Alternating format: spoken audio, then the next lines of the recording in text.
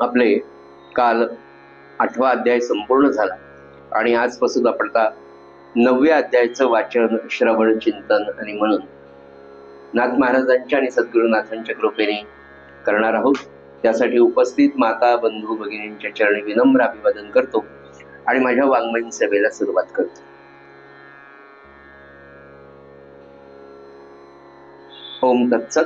श्री कृष्ण प्रसन्न. श्री एकनाथी भागवत अध्याय 9. श्री गणेशाय नमः. श्री कृष्णाय नमः. ओम नमो सद्गुरु अमरपती. अनुभवू ते तोची ऐरावती. स्वानंद मध्ये भद्र जाती. उन्मत्ती स्थिती डुल्लत. उपदेशांचे वज्रतिख. छेदी संकल्प विकल्प पाख. जड जीवते पर्वत देख. निजस्थानी सम्यक स्थापिसी. विवेकाचे पारिजात. वैराग्य सुमनी घमघमीत. मुमुक्षु भ्रमर रिधोनितेथ. आमोद सेविती चित्सुखे श्रीराम. उपशमतोची बृहस्पती. विश्वासे तुझा निकटवर्ती. त्यासी मानसी अतिप्रीती. तो सभे प्रति सदस्य. कृपा कामधेनूची खिल्लारे. श्रद्धा वत्साचे निपुंकारे. ओवळल्या ओरसाचे निभरे. ते दुभते पुरे भागवता. सतेज चिंतामणीचे खडे. सभोवती लोळती चहूकडे. भक्त न पाहती तयांकडे. चरण सुरवाडे सुखावले. स्वर्गांगणा अष्टदा सिद्धी. तुझ पुढे नाचती नाना छंदी. त्यात दास न पाहती त्रिशुद्धी. मंदबुद्धी भाळले श्रीराम. 9व्या अध्यायातल्या मंगलाचरणाच्या ओव्या सज्जनो आपण पाहतोय. भगवान अवधूतांनी सांगितलेले 18 गुरु आपण 8व्या अध्यायापर्यंत पाहिले. भगवान अवधूतांनी सांगितलं की अनेक गुरु केले, त्यातले श्रेष्ठतम असे 24 गुरु मात्र खरोखर सगळ्या साधकांनी लक्षात ठेवावे. साधन मार्गामध्ये प्रवास करत असताना या 24 गुरूंचं महात्म्य फार विशेषत्वाने अवधूतांना जाणवलं आणि म्हणून ते त्यांनी आपल्यासाठी सांगितलं. आता राहिलेले या 9व्या अध्यायामध्ये राहिलेले 24 सांगितलेले एकूण 24 गुरूंपैकी जे आता 6 या विश्वातले गुरु त्यांनी गुरु म्हणून ज्यांना मानलं असे टिटवा, बालक, कुमारी, सर्प, शरकार, नरदेव असे 24 गुरु या अध्यायामध्ये आता संपतील. सज्जनो, हे सगळं गुरूंचं वर्णन करण्याचं निमित्त अवधूतांनी केलं आणि तेच नाथांनी हे निमित्त करून भक्ताला, साधकाला, तुमच्या माझ्यासारख्या अतिसामान्य प्रापंचिकाला, मुमुक्षुला, की ज्याला खरंच कधीतरी आता जाणवते की नाही आपल्याला खरा आनंद मिळवायचा आहे. प्रापंचिक दृष्ट्या इथून सुरुवात होते आणि अनुभवाने लक्षात येते की नाही खरंच संपत्ती, पैसा, देहसुख या सगळ्यांच्या पुढे एक वेगळं सुख आहे.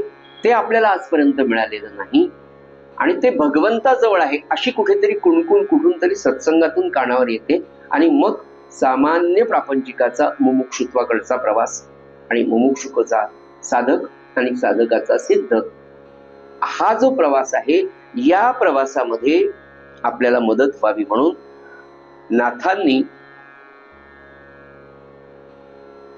प्रापंचिकाला पारमार्थिक जीवनाची 3-4 सूत्र म्हणा, 3-4 अंग आता या अध्यायामध्ये किंवा एकूणच या 24 गुरु सांगत असताना नाथांच्या समोर हे मोठं ध्येय होतं की मला या प्रापंचिकांना पारमार्थिक जीवनातली काही महत्वाची सूत्र सांगायची, काही महत्वाचे अंग सांगायचे असा विचार करून खरं म्हणजे हा 8वा आणि 9वा अध्यायाची निर्मिती झाली.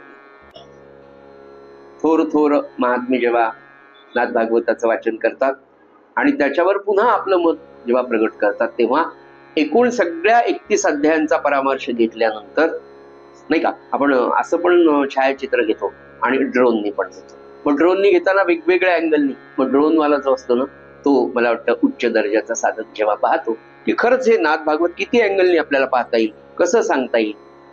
नुसते आपण ओव्या तो अध्याय पाहून पुढे पुढे जाणं याच्यापेक्षा त्या अध्यायाची पार्श्वभूमी समजून घेऊन मग जर आपण पुढे गेलो सज्जन हो, आणि महाराज आपल्याला फार छान व्यवस्थित छान देतात. तर हा जो 8वा आणि 9वा अध्याय याच्यामध्ये पारमार्थिक जीवनाची 3-4 महत्वाची अंग नाथांनी आपल्या समोर मांडली.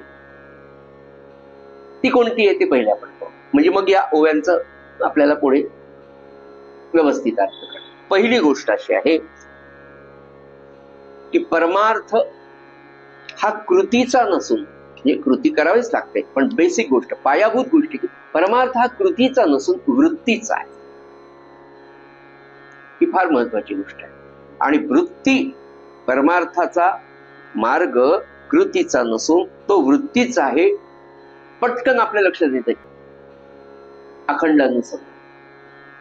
अशी जर वृत्ती राहिली तरच ती तिकडे वळणार आहे. दिवसभर जे विचार माणसाचे असतात अगदी निद्राकाली झोपायच्या वेळेला तेच उफाळून येतात. आपल्या सगळ्यांचा अभ्यास आहे की रोज आपण म्हणतो की झोपताना ना जप करत झोपायचं. एक 3-4 श्रीराम जयराम बोलूया.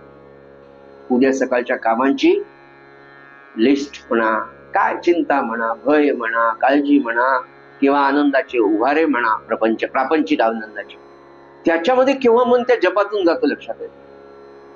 पण ते जे म्हणाले ना की अखंड असावे सावधान, सगळ्यात मोठं सूत्र प्रपंच असं काय, कुठे चुकतोय का, कुठे चुकतोय का, मी जातोय का तिकडे, कुठे बिघडतोय का, हे मनाला सांभाळणं सज्जन. म्हणून ते काय म्हणाले की प्रपंच हा कृतीचा नाहीये.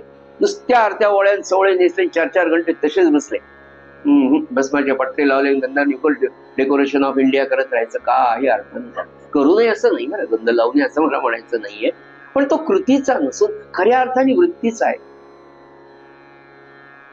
किती वृत्ती, तर पूजा करताना मी गोपालकृष्णाला गंध लावताना खरोखर भगवंताच्या कपाळाला गंध लावतो असं वाटतं का आपल्याला? देवघरातली महादेवाची पिंड आहे, तिला भस्म लावत असताना, गंध लावत असताना आपण प्रत्यक्ष महान अशा शंकराच्या पिंडीला म्हणा किंवा भगवान शंकराच्या कपाळावर आपण भस्म लावतोय असा भाव किती वेळा आपला नित्याच्या पूजेत निर्माण होतो. देवीला कुंकू लावत असताना हळदी कुंकू आपण लावतो का गंध लावल्यावर? होतं का आपल्याला, आठवतं का? हा वृत्तीचा परमार्थ. इतकी सुंदर पूजा मी मागे आपल्याला ती गोष्ट सांगितली होती टोके काकांची. इतका माणूस तिथे गेला पाहिजे की देह सोडला तरी त्याचं मन त्या देवघरात पाहिजे, लक्ष त्याचं देवघरात पाहिजे, इतक्या आहे. म्हणून म्हणलं परमार्थ हा कृती. नाथ महाराज पहिलं सूत्र आपल्याला सांगतायत 3-4 सूत्रांपैकी की परमार्थ सज्जनो लक्षात घ्या, कृतीचा नाही, तो वृत्तीचा आहे. आणि ज्यांनी हे ध्यानात ठेवलं खरं त्याला नाथांच्या या सगळ्या विवेचनाचा भावार्थ कळल्यासारखं. दुसरा मुद्दा ते म्हणाले लहान बाळ असत, त्याला भूक लागते, तेवढं खाऊ घातलं की ते विसरून जातं, पुन्हा खेळायला लागतं. पुन्हा 2-4 तासांनी जेव्हा भूक लागेल तेव्हाच ते आईजवळ येतं किंवा रडतं किंवा मागतं. Got it. म्हणजे नाथ महाराज म्हणाले बालकाला वासना असते ती तात्पुरती असते, वासना त्याच्यात, बालकामध्ये वासना नसते. हे जे सूत्र आहे ते सूत्र नाथ महाराज म्हणाले आपण प्रपंचासाठी वापरावं. कसं? आपण प्रपंचात असावं, कर्तव्य, पण प्रपंचामध्ये असून तो प्रपंच आपल्या अंतरंगामध्ये शिरू देता कामा नये. अंतरंगामध्ये भगवंत किंवा माझा तो आहे, माझा तो आहे, माझा तो आहे. म्हणून नैतिक दृष्ट्या गृहस्थाश्रमाला जे महात्म्य आहे आणि त्या गृहस्थाश्रमामध्ये नववधू जेव्हा येते, घरामध्ये काम करते, इतकी 22-24 वर्ष आईकडे राहिलेली इकडे येते, हे उदाहरण सकल संतांनी दिलेलं की तिच्या मनामध्ये दिवसभर पतीचं चिंतन असतं. ती काम सगळे सासूबाईंवर प्रेम करते, नंदा आवडल्या नाही तरी अहो वंश करत राहते. का? तर तिला ते जोडून राहायचं. बरोबर वंश आले तिच्या मनामध्ये ते असतं. तसं किती दिवस आता फक्त तो कालचं जे आपलं आख्यान होतं ना, की अंतरंगामध्ये पिंगलेच्या भगवंताविषयी प्रेम एकदा जे निर्माण झालं की त्या अंतरंगातल्या आत्मारामाशी आणि त्या आत्मारामाला सोडून आपण आयुष्यभर राहतो. मला सगळ्यात मोठं सूत्र पिंगल आख्यानात ते वाटलं की पिंगलेने ते आपल्याला सांगितलं की तो आत आहे, तुम्ही त्याला विसरूनच बाहेर पाहता.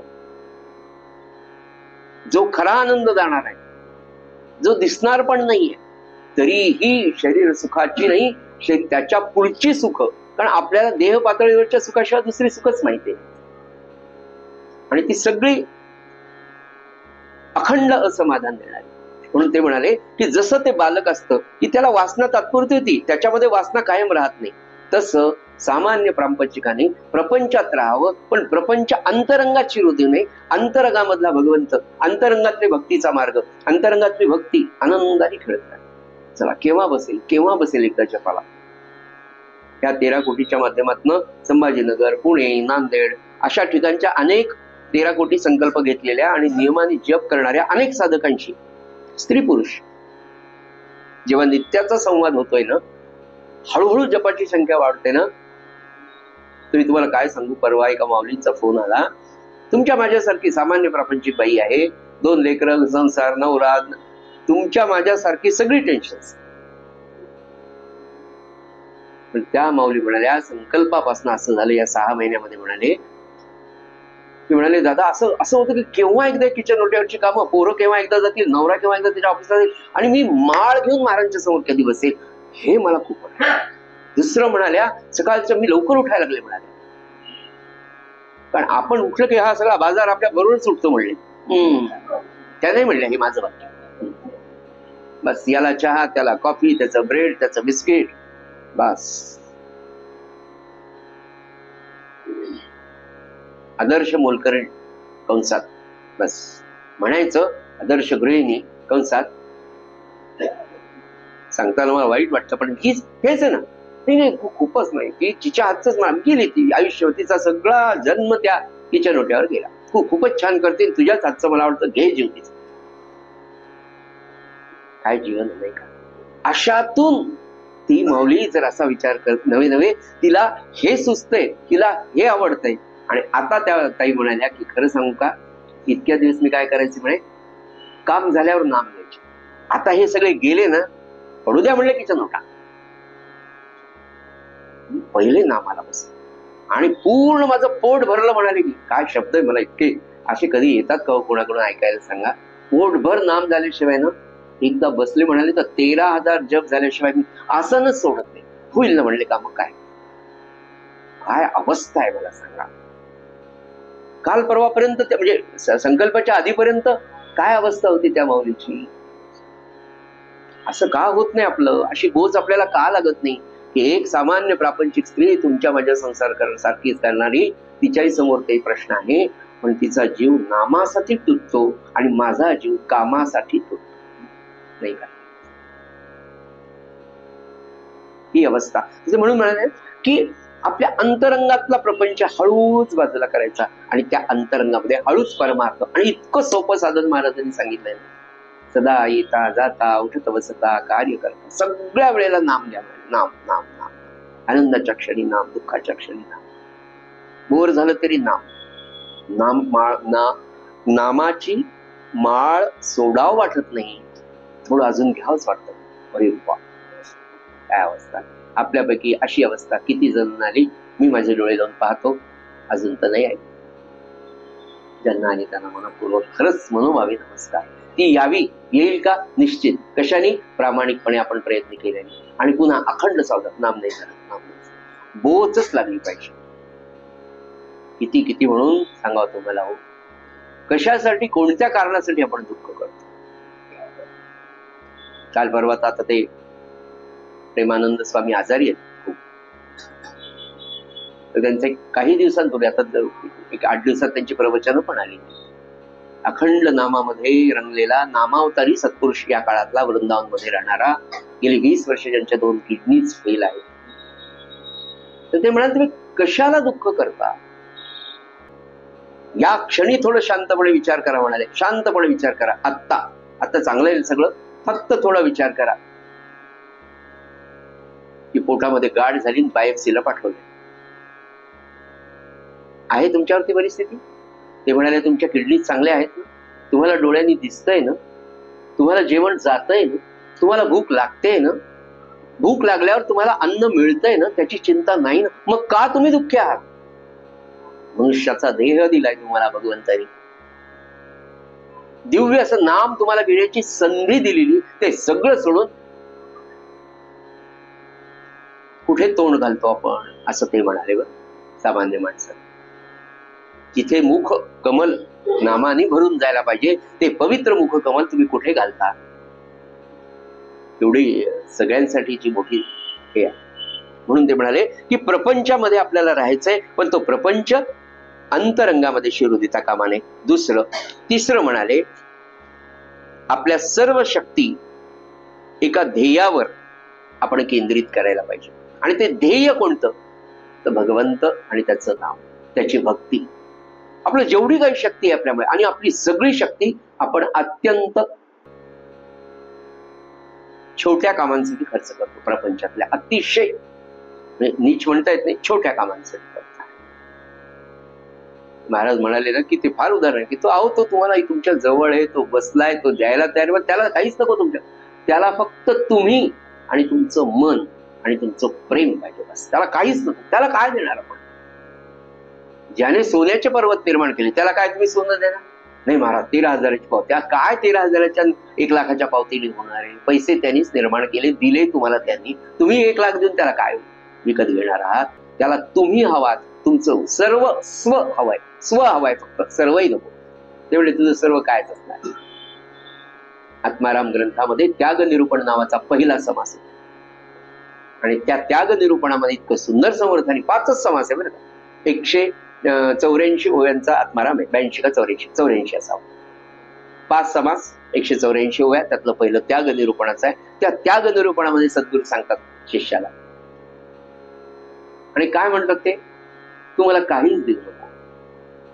जे तुझ्या जवळ आहे आणि जे तुझं नाश करणार आहे, जे तुझं अहित करणार आहे, ते मला दे.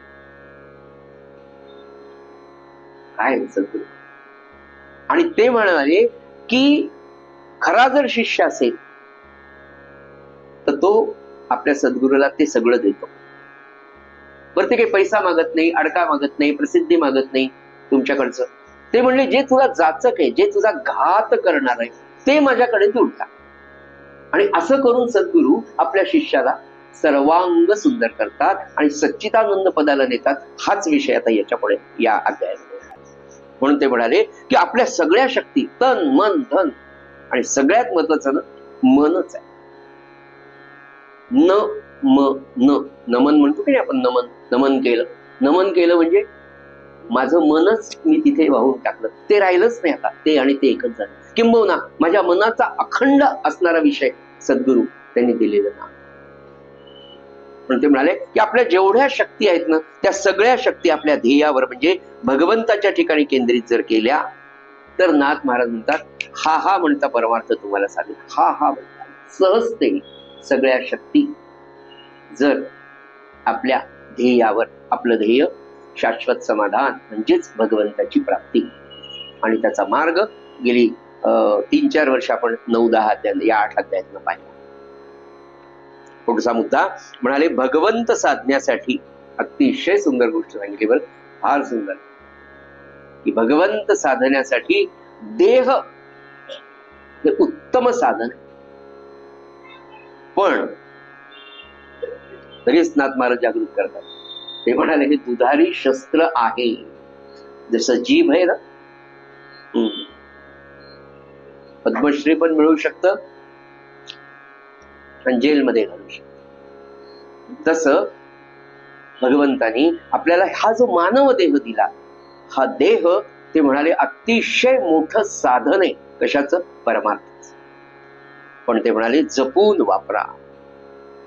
मस्त आपल्याकडे प्रवासामध्ये छान चाकू आहे, उत्तम फळ वेगवेगळ्या स्टेशन्सवर मिळाले, कुठे पेरू, कुठे आमक, कुठे तमक, छान कापून खाता येईल. आणि योग्य वेळ आली, अगदीच संरक्षण करायचं लागलं तर तिथे वापर.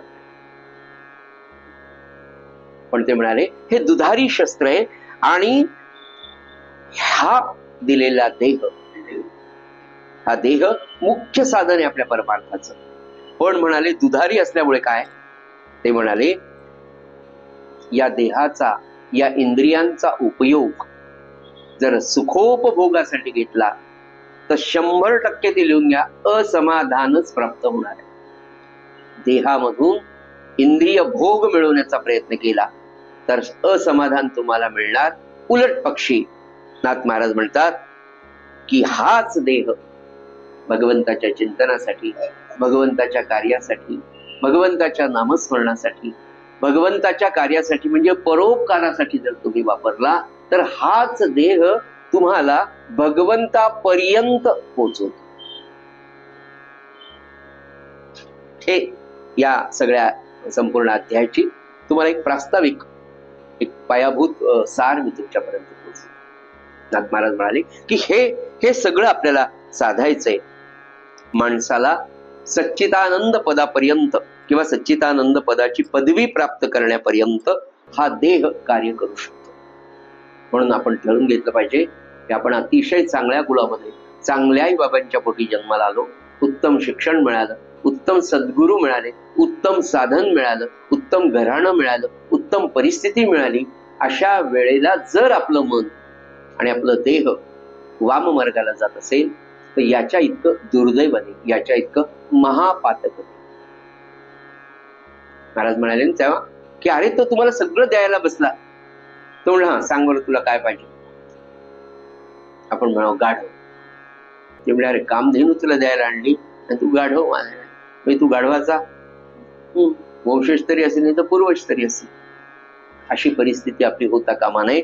सज्जनो, तात्पर्य असं आहे की जीवनातल्या प्रत्येक अनुभवाचा, लक्षात घ्या, जीवनातल्या प्रत्येक अनुभवाचा, जीवनातल्या प्रत्येक अंगाचा आणि जीवनातल्या प्रत्येक वस्तुस्थितीचा, पुन्हा पुन्हा एकदा सांगतो, जीवनातल्या प्रत्येक अनुभवाचा, आतापर्यंत प्रपंच आपण केला, अनेक अनुभव आले, प्रत्येक अनुभवाचा, प्रत्येक अंगाचा, प्रत्येक वस्तुस्थितीचा आपल्या साधनाला फायदा होईल अशा विवेक दृष्टीने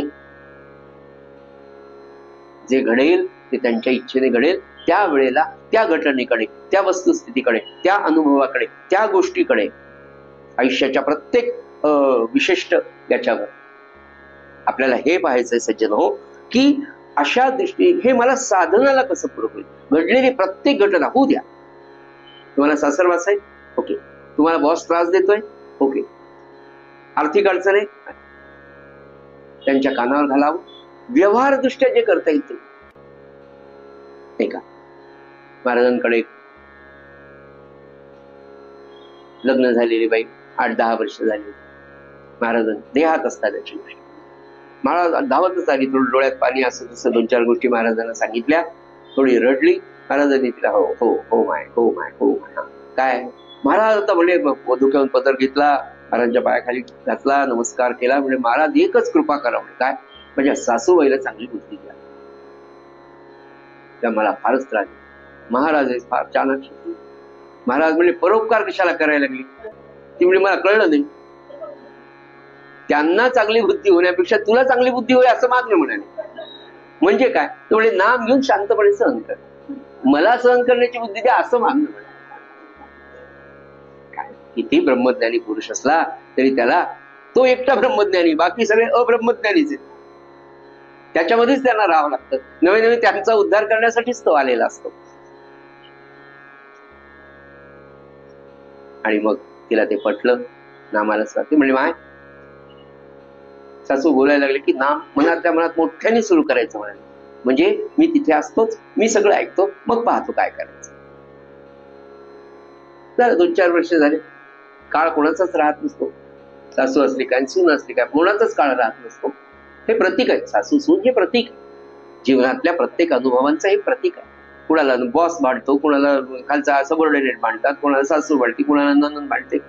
प्रपंच आहे शेवटी, चालत राहणार. आणि त्याचं सूत्र जर काही पुन्हा असेल तर आपण आपलं प्रारब्ध घेऊन आहे. म्हणून ते म्हणाले की या सगळ्या अनुभवांचा सगळ्यात मोठा उपयोग काय, तर ह्या सगळ्या गोष्टींकडे विवेकाने पाहायचं आणि आपल्या साधनाला याचा कसा फायदा होईल अशी विवेक दृष्टी जीवनामध्ये ठेवण्यासाठी 24 गुरूंचं महात्म्य अवधूतांनी यदुराजांकरवे आपल्याला सांगितलं. हे सगळं चाललंय कशाला, तर आपल्याला इथून पुढे प्रत्येक घटनेमुळे याचा मला साधनाला काय फायदा. ओके, 4 दिवस आले, आता इच्छाच नाही आपली, आणि ते म्हणाले की नाही आता तुम्हाला हे 5-6 दिवस तुम्ही काहीच करायचं नाही. बर, मग आता काय कर, आपली माळ तर कोणीच थांबवू शकत नाही. वृद्धी आली, बंद झाली, पूजा बंद झाली, मग नाम घ्या. 1.5 तासाची पूजा होती, 1.5 तास नाम घ्या. सगळ्या तात्यासाहेबांच्या जीवनचरित्रामध्ये पाहिलं ना, या सगळ्या कर्मठ मार्गांमध्ये हे झालं की काय करावं, ते झालं तर काय करावं. महाराज म्हणाले, तात्यासाहेब नेहमी सांगायचे, अहो माझा असा संकल्प होता ना, आता असं झालं आणि मग आता काही मारुतीला जाणंच होत नाही रोज. महाराज म्हणले 3 माळा वाढवा. किती छान. एक गोष्ट मला करायची होती, ती जमली नाही, माळांची संख्या वाढवा. म्हणजे शेवटी काय, सगळ्याचा उद्देश काय, त्यांच्या चरणाजवळ अखंड राहण्याचा अभ्यास. त्यांच्या चरणांजवळ काय गाठवलंय, तर आनंदाचं गाठवलं. ते मिळतं का, 100% मिळतं. केव्हा मिळेल, मनापासून जप केल्या. तुम्हाला काय मिळत नाही, मनापासून जप होत नाही. आम्हाला त्यांना साधलं, आम्हाला का साधत नाही, त्यांचं पूर्वीचं गाठवलं, याही गाठवलं मोठं होतं नामाचं. आपलं काहीच नाही, आपली सुरुवात आहे. 2-4 वर्ष लागतील, 2-4 महिने तरी निदान लागतील कमीत कमी, आणि ते साधतं. सज्जनो, हा सगळा विषय नाथांना जो सांगायचा आहे. आणि आता ह्या ज्या मंगलाचरणाच्या ओव्या आहेत, याच्यामध्ये तुम्हाला आठवत असेल, अंजली मॅडम सोडून, की मागच्या 8व्या अध्यायामध्ये प्रत्येक अध्यायाचं वैशिष्ट्य बघा.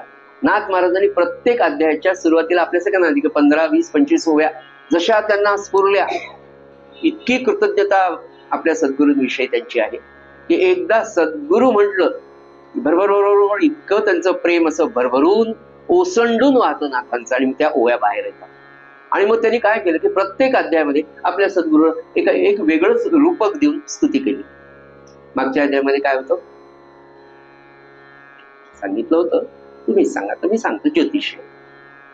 मागच्या अध्यायामध्ये 8व्या अध्यायामध्ये ज्योतिषी असं रूप घेऊन सद्गुरूंवर नाथ महाराजांनी ओव्या केल्या. यामध्ये आता 9व्या अध्यायामध्ये नाथ महाराजांनी आपल्या सद्गुरूला अमरपती म्हणजे इंद्राची उपमा दिली. आणि तू इंद्र कसा आहेस, माझा सद्गुरू कसा इंद्र आहे, आणि मग इंद्राचा तो जरी खूप असला तरी त्याच्याही पेक्षा माझे सद्गुरू फार मोठे आहेत, महान आहेत, खूप मोठे आहेत, असं एक तुलनात्मक रूपक घेऊन मंगलाचरणाच्या काही ओव्या, त्यातल्या काही ओव्यांचा मतितार्थ आपण पाहूया. पहिल्या याच्यामध्ये ते म्हणतात की या अध्यायाच्या प्रारंभीच त्यांनी आपल्या सद्गुरूंना अमरपती म्हणजे इंद्र असं संबोधल्यानंतर त्या रूपकांमध्ये सद्गुरूंचा खोल काय सांगितलं नेमकं, म्हणजे इंद्र जरी धरला, इंद्र जरी रूपक कन्सिडर केलं असेल, तरी या सगळ्यांमध्ये नाथ महाराज आपल्या सद्गुरूंचं वर्णन करत असताना जे मुद्दे किंवा ज्या महतीचे मुद्दे ते घेतले, त्यातला पहिला आहे आत्मसाक्षात्कार. सद्गुरू आत्मसाक्षात्कारी कसे असतात, त्यांची स्वानंदाची मस्ती काय, म्हणजे एखादा सत्पुरुष माझा सद्गुरू आहे तर तो किती स्वानंदाच्या मस्तीमध्ये विहार करत असतो, त्या ब्रह्मानंदामध्ये तो कसा वावरतो, काय त्या ब्रह्मानंदाची मस्ती तो उपभोगतो, आणि ती उपभोगत असताना इतक्या उच्च पातळीवर राहताना सुद्धा आपल्यासाठी त्याला किती खाली यावं लागतं. ही गोष्ट, त्याचं विवेक, त्याचं वैराग्य, त्याची इंद्रिय निग्रिय शक्ती, त्याची आपल्यावर असलेली कृपा, त्याची समदृष्टी, आणि त्याची भक्तांवर त्याचा असलेला अनुग्रह. नुसती कृपा दृष्टी नसते सज्जनो. आपण जर आपल्या आयुष्याचा विचार जर केला ना, तर आपण काहीही न साधन करता आपल्यावर त्यांनी दृष्टीने टाकली तर कृपेची वृष्टी आहे आपल्या आयुष्यात. काय अशी पात्रता आपली आहे म्हणून आपण आज इतक्या सुखाने आनंदाने जीवन जगू शकतो. तर या सगळ्या मुद्द्यांचा, गोष्टींचा विचार करून इंद्रियाच्या ऐश्वर्य रूपाचं केलेलं वर्णन आता या याच्यामध्ये आवडतं. पहिल्यांदा ते म्हणतात, कोणत्याही थोर पुरुषाच्या म्हणजे सत्पुरुषाचा सहवास ज्या जीवाला घडतो त्या जीवाच्या जीवनामध्ये आमूलाग्र परिवर्तन झालेलं दिसतं. नाथ महाराज पहिल्यांदाच सांगतात की मानवी जीवनामध्ये हे अगदी आता जर आपण पाहिलं तर आचार्य आद्य शंकराचार्य असं म्हणतात की मुमुक्षुत्वम, मनुष्यत्वम, महापुरुष संश्रयः, या 3 गोष्टी जीवनामध्ये मानवी जीवनात फार कठीण आहे. एक तर मनुष्याचा जन्म या मृत्यूलोकामध्ये, ते म्हणाले या मृत्यूलोकात 3 गोष्टी: मनुष्याचा जन्म मिळणं, मुमुक्षुत्व म्हणजे भगवंताकडे जाण्याची इच्छा होणं, आणि तिसरं महापुरुष संश्रय म्हणजे संतांचा सहवास मिळणं. तर तो संतांचा सहवास ज्याला कोणाला घडतो, महापुरुषाचा, सत्पुरुषाच्या, जो जीव त्या महापुरुषाच्या सत्पुरुषाच्या सहवासात राहतो ना, तर त्या खऱ्या अर्थाने तर त्याच्या जीवनावर प्रकाश पडल्याशिवाय राहतच नाही. म्हणजे अगदी धोंडा आहे तरी पण फरक पडतो, अगदी मंदबुद्धी आहे. महाराज तर म्हणाले संतांच्या नुसतं घरी पडून राहिलं तरी उद्धार. पण याचा अर्थ नुसतंच पडून राहावं असं नाही, काहीतरी साधन, काहीतरी सेवा पण करावी. पण त्याचं महात्म्य, त्या सद्गुरूच्या देहाचं, त्या सद्गुरूच्या समाधीस्थळाचं, त्या सद्गुरूंच्या पादुकांचं महात्म्य असं आहे की त्याचा सहवास ज्या जीवाला घडेल त्याचं कल्याण झाल्याशिवाय राहत. दुसरं, नाथांनी हा अनुभव स्वतः आयुष्यात घेतला.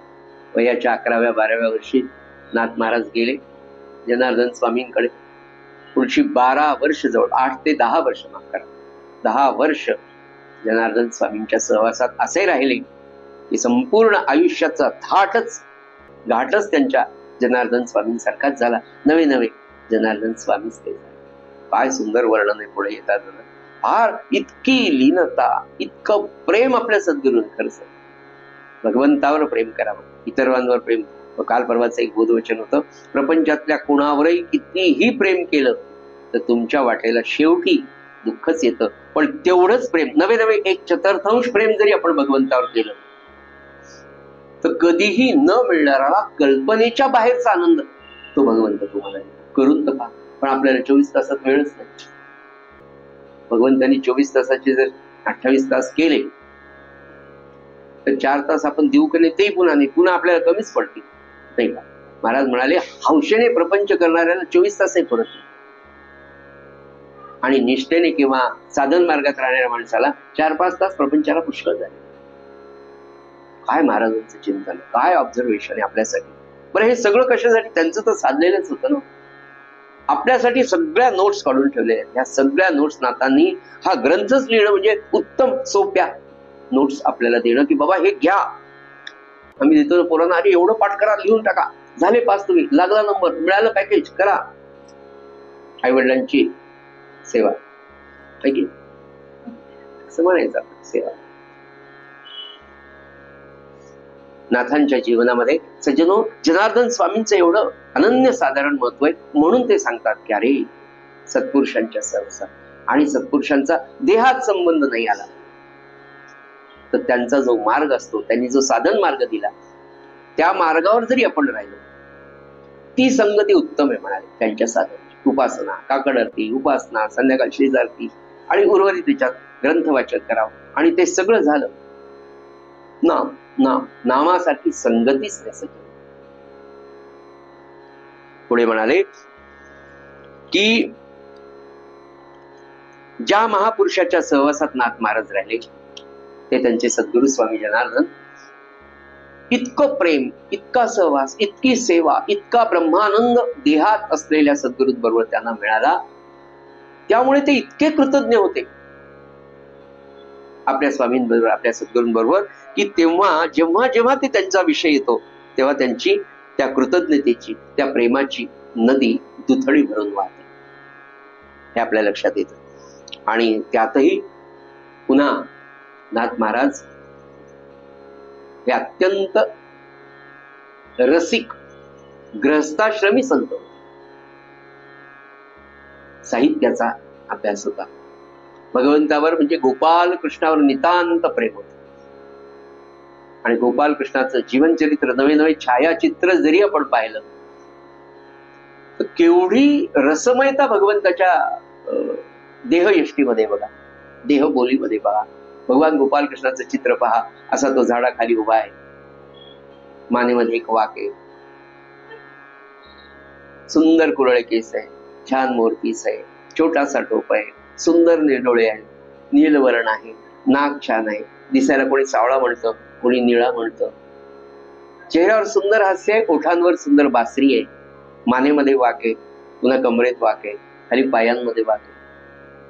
असं ते सुंदर दिसणारं शरीर आणि खाली दिसणारे ते सुंदर असे चरण कमल. हे पाहिलं कीच एक नुसतं वर्णन केलं तर मनामध्ये आनंद निर्माण होतो. अशा भगवान गोपालकृष्णाचं ज्यांनी जन्मभर चिंतन केलं आणि त्या पोटी भगवंत त्यांच्याकडे धावून आला 12 वर्ष. श्रीखंडाच्या रूपाने सज्जन हो, एवढं प्रेम. काय प्रपंचातल्या प्रेमाची त्याच्या समोर घेऊन असाल. प्रापंचिक दृष्ट्या कोणत्या प्रेमाची तुम्ही आनंदाची अनुभूती घेता मला सांगा. यांनी काय साडी घेतली, त्यांनी काय साडी घेतली, यांनी आम्हाला ड्रेस घेतला आणि मला तर त्यांनी ब्रासलेटच केलं. किती दिवस ब्रासलेट घालणार, किती दिवस सासरवाडीची अंगठी घेऊन मिळवणारा माणूस. कशामध्ये आपण गुंगवतो, किती अशाश्वतता आहे, किती छोटा आनंद येतो. भगवंताच्या चिंतनातला आनंद की नाही. बसले मस्त 4 वाजता छान जपाला बसले, मानस पूजा रंगलेली आहे. 5:30, 6, 6:15 वाजले. बशांचा खळखळाट जाग आहे, पण तोपर्यंत आनंद काय नाही का. तिथे याच त्या स्थितीला आपण येतो. ते काही गैर आहे असं नाहीच ना, ग्रस्ताश्रम काही गैर नाही, पण त्या पहाटे मंगलमय त्या प्रभूंचं चिंतन करणं. अहो ते जाऊ द्या, नाही मानसपूजा जमत. नुसती आपली मानसपूजा जरी म्हटली, घ्यावी सेवा दिनाची दीनानाथा, हे पद मानसपूजाच आहे, दुसरं काय. निर्मियले नूतन मंदिराचे, ठाई ठाई बांधले वितानाचे, किती गोड आहे. वस्त्रद्वय समर्पण. आहा, महाराजांची पूजा झाली, त्यांना सुंदर सोहळं उपरण आपण देतो. वस्त्रद्वय उत्तम समर्पण, मग गंधाक्षदा वाहिल्या, सगळी माणूस पूजा. किती सुंदर. नुसती म्हटली डोळे लावून, म्हटले की डोळे लावले म्हणायला सुरुवात केली की प्रत्यक्ष उभेच सगळं चित्र आपल्या समोर उभं राहतं. नित्याचा अभ्यास जर असेल तर सज्जनो, हे साधण्यासाठीच हे सगळं आहे. आणि नाथ महाराज रसिक असल्यामुळे इतक्या सुंदर ओव्या त्यांनी इथे घेऊन त्यांची सगळी रूपकं बाहेर पडली. भागवतामध्ये गुरूंवर रचलेली अशी जी काही रूपकं आहेत त्यापैकी एक रूप हा उच्च दर्जाचा आहे. ते जर नीट समजलं तर त्यामध्ये संतांची अवस्था आणि साधनाची रूपरेषा याच्यामध्ये येणार आहे. ह्या सगळ्या रूपकांमध्ये नाथ महाराजांनी फार अतिशय सुंदर सांगितलं. पहिल्यांदाच ते म्हणाले, मागच्याही वेळेला म्हणले होते की ओम नमो सद्गुरु अमरपती. ओंकार स्वरूपाचं ध्यान आपल्या सद्गुरूंना ते नेहमीच लावतात. नाथांचा तो अभंग तुम्हाला माहिती आहे. ओंकार स्वरूपा सद्गुरु समर्था, अनाथांच्या नाथा तुझ नमो. आपले सद्गुरु ओंकार स्वरूप आहे. म्हणजे काय, विश्वाची निर्मिती झाल्यानंतर जो पहिला नाद या विश्वामध्ये आला तो ओंकार स्वरूपाचा होता. तिथपासून सद्गुरूंचं महात्म्य नवे नवे इतकी. गुरुगीतेमध्ये सतु सर्वज्ञ सर्व शक्ती समन्वित असं सद्गुरूंचं वर्णन. ते सगळं नाथ महाराज होता. एक एक अध्यायामध्ये एक एक छोटं रूप घेऊन आपल्याला त्यांना हेच सांगायचं की सतु सर्वज्ञ सर्व शक्ती समन्वित. आजचं त्यांनी जे रूप घेतलंय ते म्हणाले की हे ओंकार स्वरूपा सद्गुरुनाथा मी तुला वंदन करतो. पहिल्या ओळीमध्ये म्हणाले तू अमरपती म्हणजे अमरावती त्याची राजधानी, ऐरावत त्याचा तो हत्ती. तू अमरपती इंद्रच आहे आणि तो हत्ती तुझा ऐरावत स्वानंद मदाने उन्मत्त होऊन डोलत आहे. तो कोणता आता बघा, तर ते म्हणाले तुझ्या हातामध्ये उपदेशांचे तीक्ष्ण वज्र आहे आणि जडरूपी जड जीवन रूपी पर्वतांचे संकल्प विकल्पाचे पंख त्या वज्राने तू काढून टाकतो. हे सद्गुरुनाथा तुम्ही साक्षात इंद्र आहात आणि तुमच्या हातामध्ये जे वज्र आहे ते वज्र तुम्ही या जड जीवाला जे जे म्हणून विकार त्रास देतात ते सगळे छाटण्यासाठी तुमच्या जवळ ते वज्र आहे. म्हणजे एक अशी संकल्पना इंद्राची, त्याचं सगळं ऐश्वर्य, ते सगळं सद्गुरूंकडे किंबहुना त्याही पेक्षा त्याची शक्ती माझ्या सद्गुरूंची कशी हे नातांना सांगायचंय. पुढे म्हणाले की विवेक हाच पारिजातक आहे.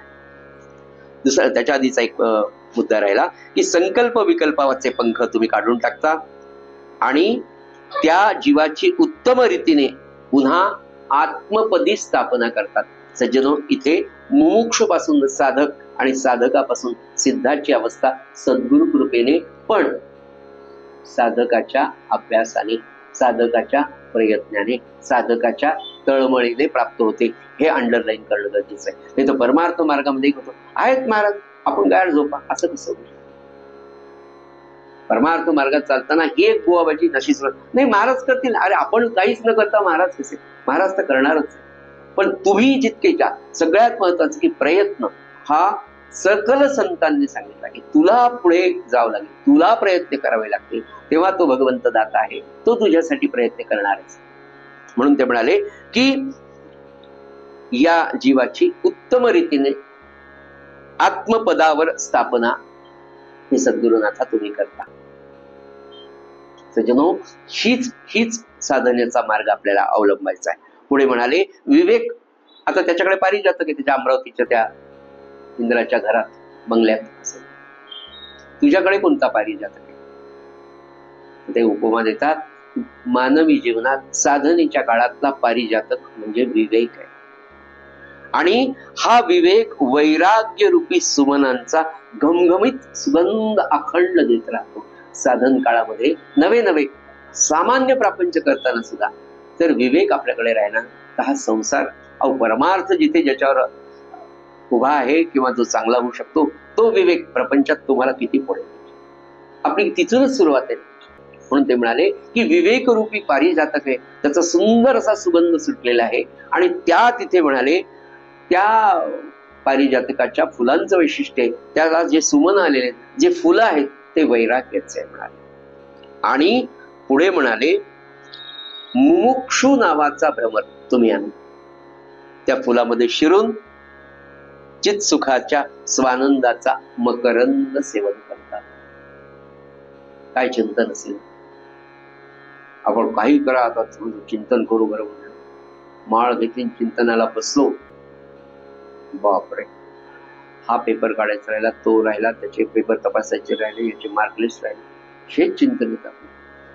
मी भगवंत माझा सद्गुरू, मी त्याला कोणत्या प्रकारचे मोगऱ्याची फुलं भाव केला, गंध भक्तीच्या अक्षता वगैरे काही आपल्या. म्हणून म्हणलं संतांचे एवढे उपकार आहे ना, त्यांनी सगळं लिहून ठेवलं आणि ते म्हणे तुम्हाला जमणार नाही, तुम्ही याप्रमाणे तरी जा.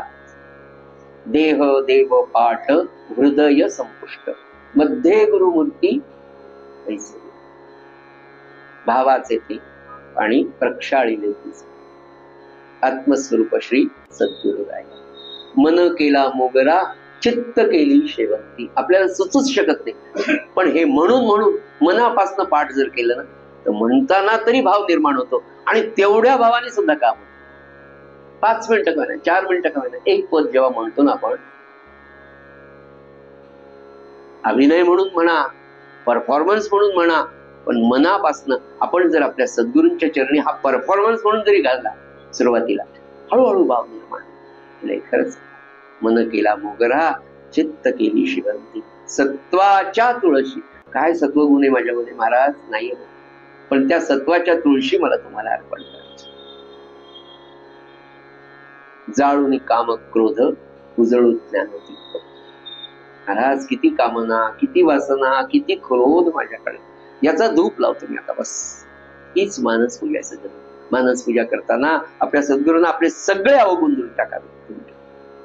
नको मला बाप्पांच्या जीवनचरित्रातली एक गोष्ट फार, आप्पा नेहमी म्हणायचे परमेश्वराला काय मागावं म्हणाले, माझ्यातले सद्गुणांची वाढ होऊ दे आणि माझ्यातले दुर्गुण संपू दे देवा. रोज प्रार्थना की जे अवगुण जे दुर्गुण माझ्या या मनुष्य देहाचा नाश करणारे ते कमी करा. साधकाच्या दृष्टीने हे सगळी महत्वाची गोष्ट आहे. कोणी म्हणाले ते मकरंद सेवन करतात. आणि मग पुढे काय म्हणाले, उपशम नावाचा, त्याच्याकडे बृहस्पती आहे इंद्राकडे, मग यांच्याकडे उपशम नावाचा इथे आहे ना उपशम, तोची एक बृहस्पती. उपशम शमनार्थम इंद्रिय दमन. अगदी तुझ्या विश्वासात असल्याने नेहमी तुझ्या जवळ असतो तो बृहस्पती. पुढे म्हणाले, तू त्याला अतिप्रेमाने वागवतोस. तुझ्या सभेतील तो मुख्य सभासद आहे, तो बृहस्पती. कृपारूप गायींनी तुझी खिल्लारे भरलेली आहेत.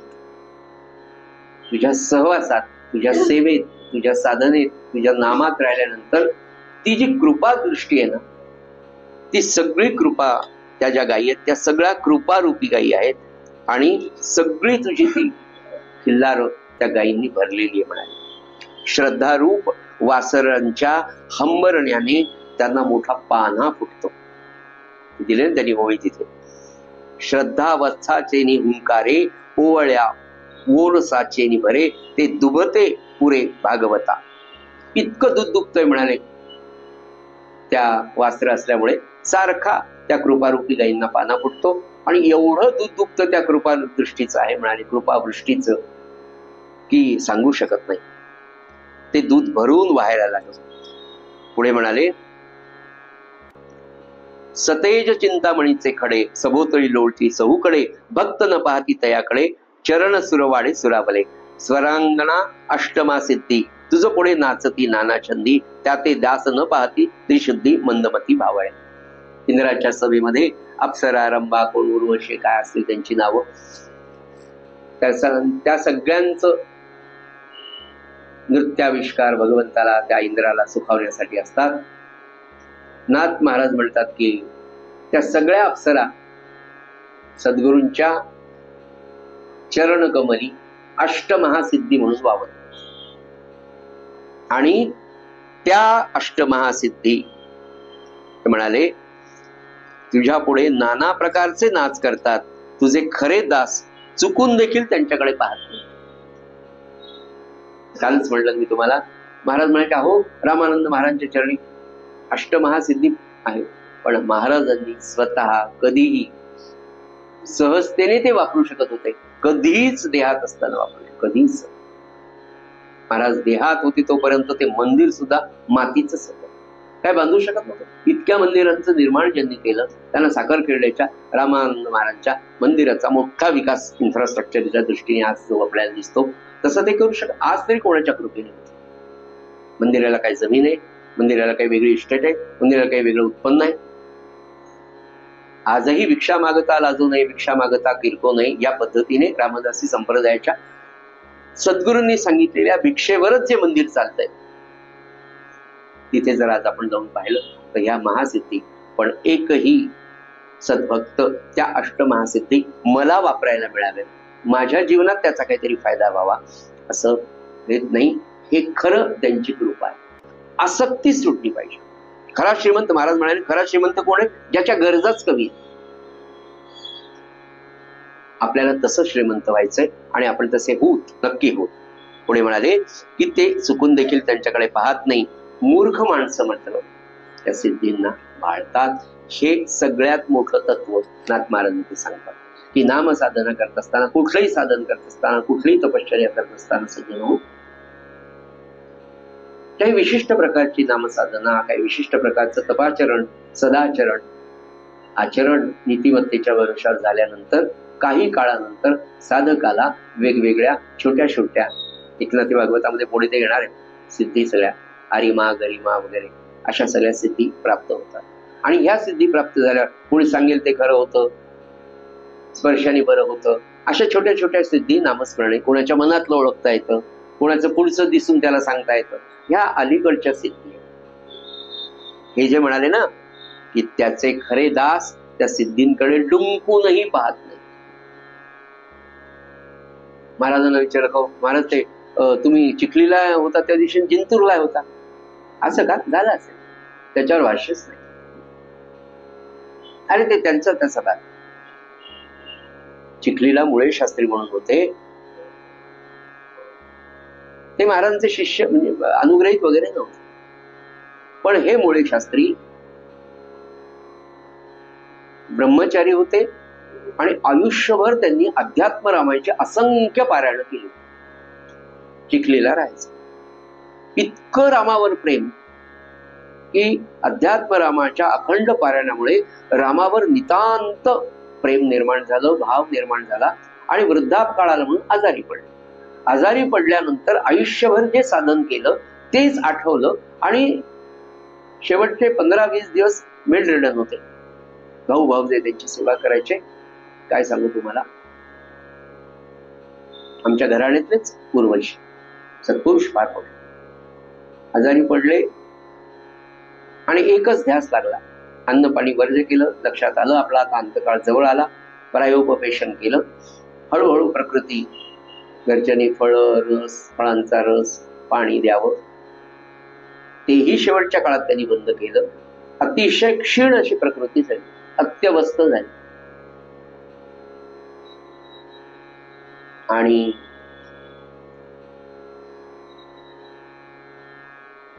भावाला भाऊजीला सांगायचे, मला रामाचं दर्शन घ्यायचं. आणि अखंड प्रार्थना, रामा, रामराया मला दर्शन, रामा. उडायचं नाही, पण ओठ हलून सांगत राहायचं. अचानक एक दिवस पूज्य श्री प्रल्हाद महाराज चिखलीच्या बस स्टँडवर एका सद्भक्ताला दिसले.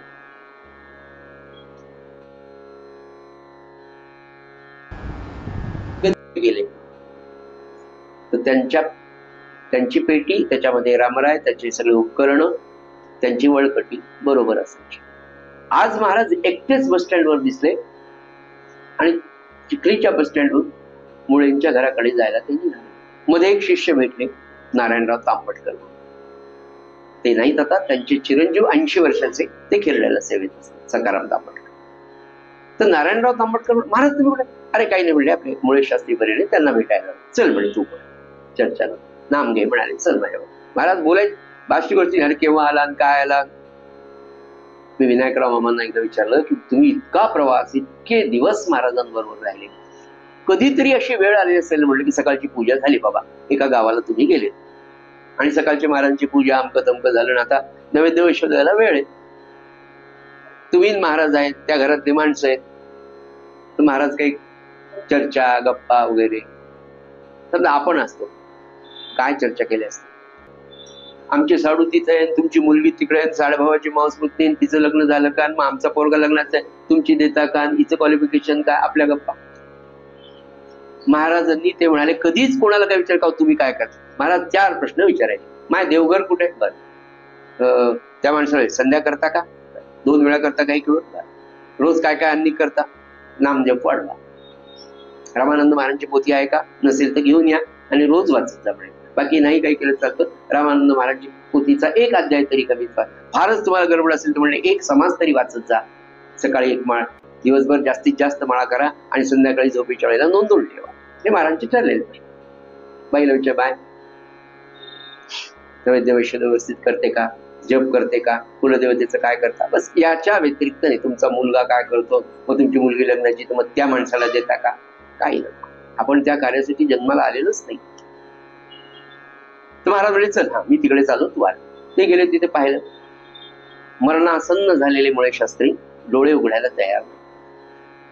महाराजांनी नारायणरावला म्हटलं, त्यांच्या कानात सांगा की साखर खेळल्यावरून प्रल्हाद मुकुंद काळे आले.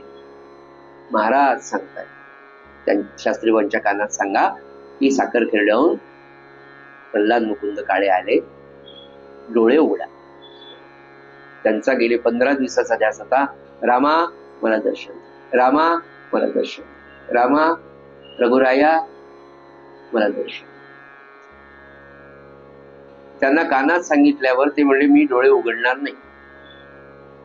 मुळे शास्त्री काय विनम्र, शांती ब्रह्म काय असतं. महाराज म्हणाले, त्यांना सांगा की तुम्ही डोळे उघडा, म्हणजे तुम्हाला भेटल्याचं समाधान मला होईल. प्रल्हाद महाराज सांगतात. त्यांनी जाऊन पुन्हा सांगितलं की महाराज म्हणतात की तुम्ही एकदा डोळे उघडून पहा, म्हणजे त्यांना भेटल्याचं समाधान होईल. ते तुम्हाला भेटायला पाहायला आले. ते म्हणले, मला रामाशिवाय कुणालाच पाहायचं. पुन्हा महाराज म्हणले, एक क्षणभर डोळे उघडा असं सांगा. मरणासन्न झालेले 10 दिवस झाले पाणी नाही काढले. आणि कसे तरी त्यांनी सगळी शक्ती अशी एकवटली आणि हळूच पापण्या डोळे उघडले. महाराज तिथे उभेच होते.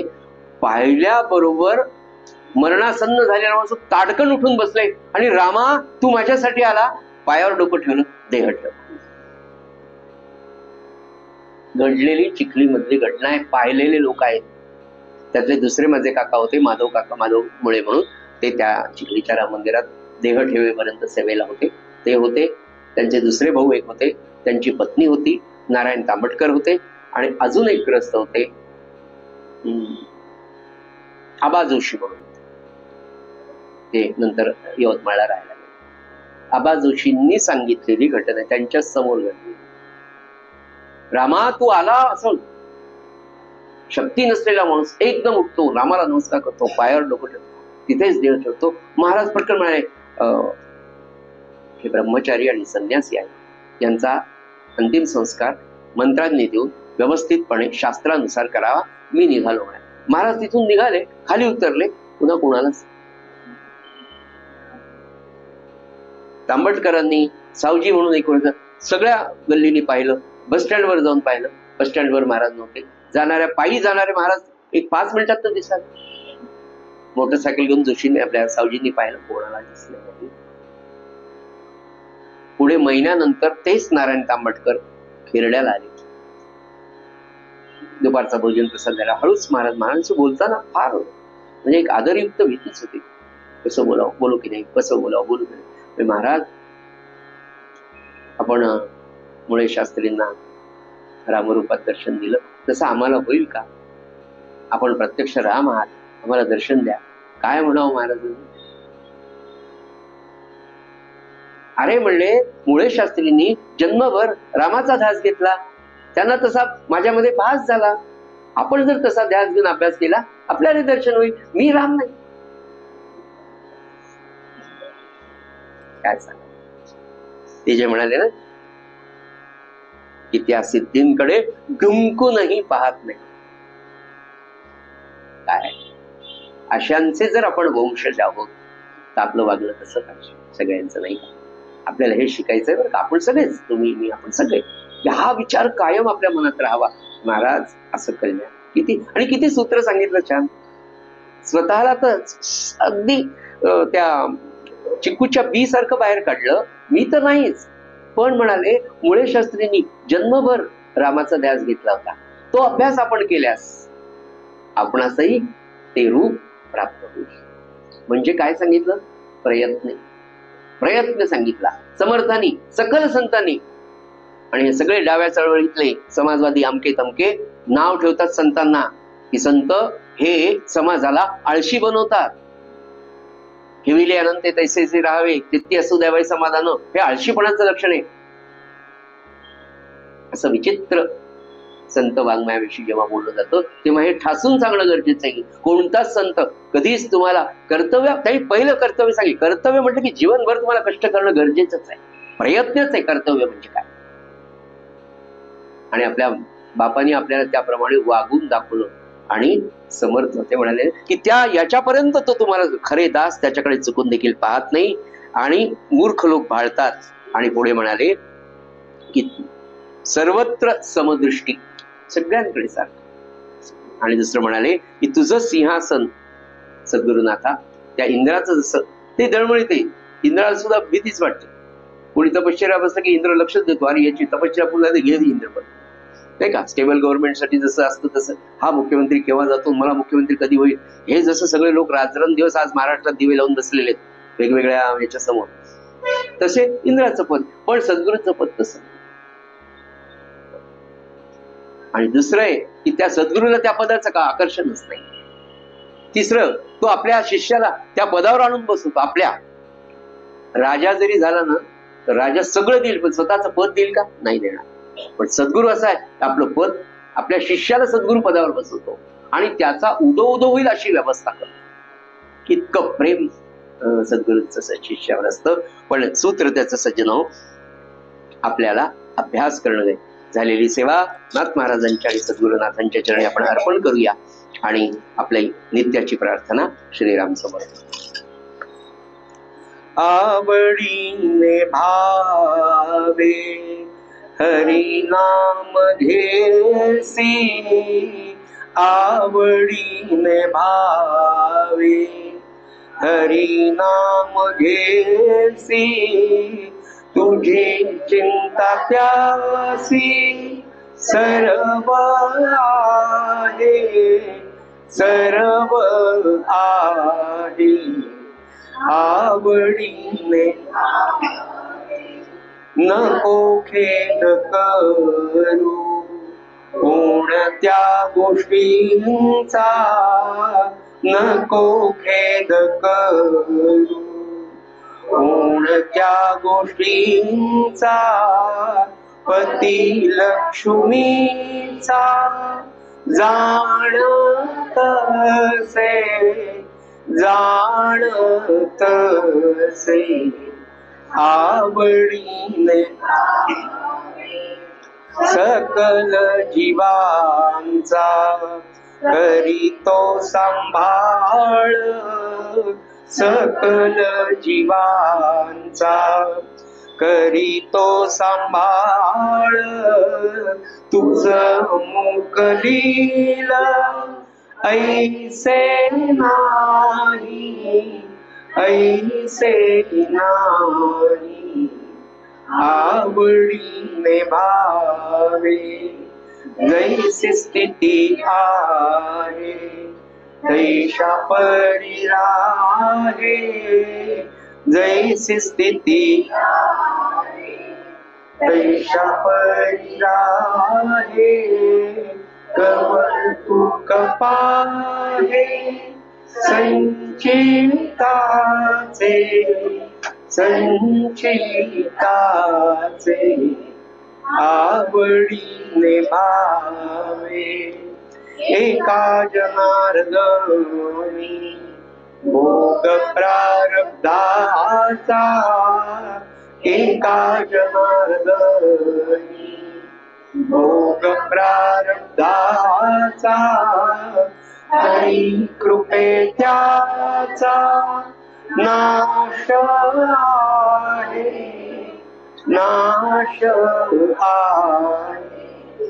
आवडीने भावे हरी नाम घेसी तुझी चिंता त्यासी सर्व आहे आवडीने भावे आवडीने भावे आवडीने भावे सद्गुरुनाथ महाराज